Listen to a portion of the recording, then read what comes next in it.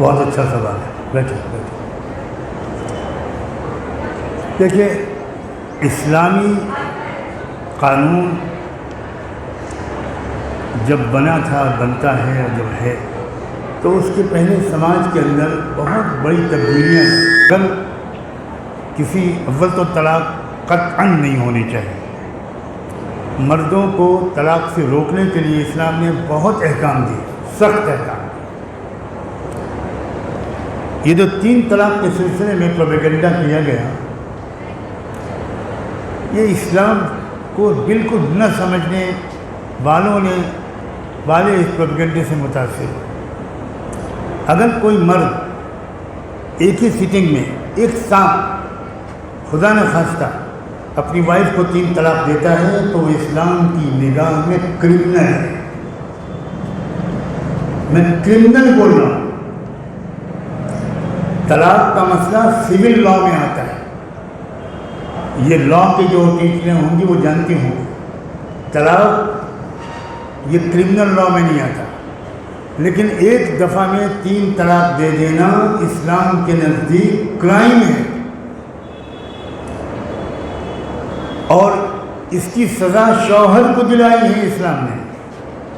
سمجھیے اس بات کو، 2 سزائیں دی ہیں شوہر کو اسلام نے۔ ایک سزا یہ ہے کہ اب دوبارہ یہ عورت تم کو کبھی نہیں ملے گی، اب نہیں ملے گی، تم نے چانس کھو دیا، اب نہیں ملے گی۔ یہ سزا ہے، سزا۔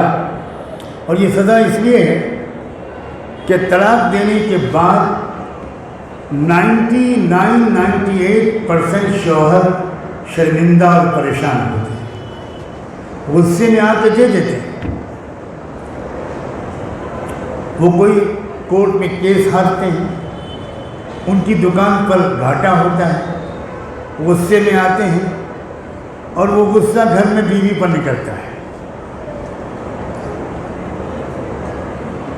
تو شوہر کو اسلام نے یہ سزا دی ہے کہ ہم نے تمہارے لیے کئی آپشن رکھے تھے، 6-7 آپشن رکھے تھے طلاق دینے سے پہلے، تم نے ایک آپشن کو یوز نہیں کیا اور جم کر دیا تم نے لاسٹ آپشن کی طرف۔ اس لیے you must be punished and punished badly and severely. ایک پنشمنٹ شوہر کو یہ ہے کہ یہ عورت تم کو کبھی نہیں ملے گی۔ دنیا یہ کہتی ہے کہ یہ سزا عورت کو دی گئی ہے، کیا پاگل پن! یہ سزا شوہر کو دی گئی ہے، اور دوسری سزا اور وہ سزا یہ ہے کہ اب تمہاری پٹائی بھی ہوگی۔ آپ کو شاید نہیں معلوم، ایک وقت میں اپنی بیوی کو 3 طلاق دینے والے شوہر کو اسلام کوڑے مارنے کی سزا دلواتا ہے۔ جو سزا شراب پینے کی ہے، جو سزا ایک ناجائز سنبندھ قائم کرنے کی ہے، ریپ کرنے کی ہے، وہ سزا اپنی بیوی کو ایک سٹنگ میں 3 طلاق دینے کی اسلام دلواتا ہے۔ اور آگے سنو، کسی بھی کرائم کی سزا میں جو کوڑے مارے جاتے ہیں اسلام کے قانون کے مطابق، وہ باڈی پر مارے جاتے ہیں، کمر پر، لیکن جس شوہر نے اپنی بیوی کو ایک سٹنگ میں 3 طلاق دے دی، اس کے کوڑے سر پر مارے جاتے۔ لیکن مصیبت کیا ہے؟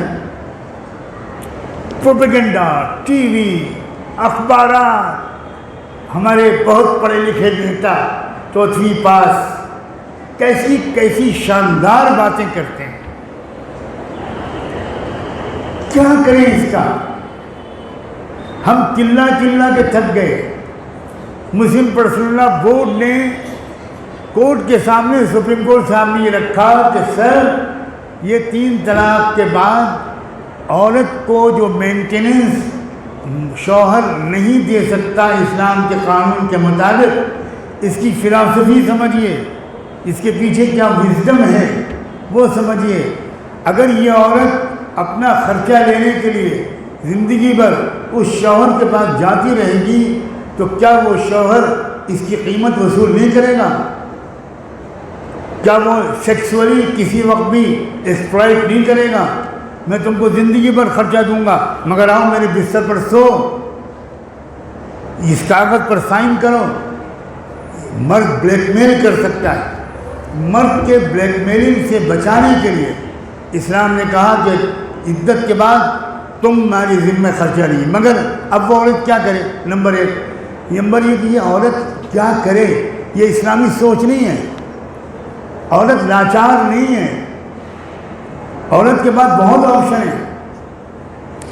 عورت اپنا بزنس شروع کرے، اب تو ای بزنس شروع ہو گیا، آن لائن بزنس شروع ہو گیا، گھر بیٹھے کروڑوں کمانے کا بزنس شروع ہو گیا، اب تو کوئی مسئلہ ہی نہیں رہا۔ دوسری بات،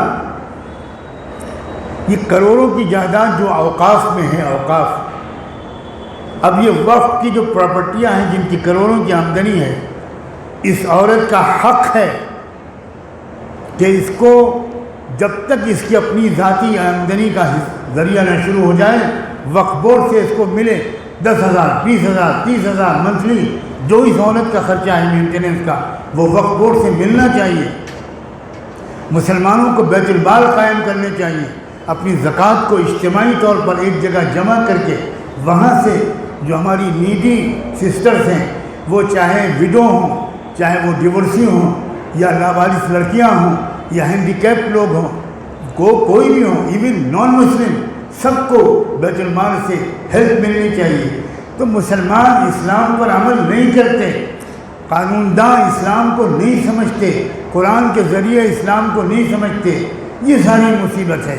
اس لیے عورت کے لیے مینٹیننس کا کوئی مسئلہ بالکل نہیں ہے۔ پھر میں وہی بات دہراؤں گا جہاں سے میں نے بات شروع کی تھی، سنی سنائی بات پر یقین مت کرو، ڈائریکٹ سورسز سے اسلام کو سمجھنے کی کوشش کرو۔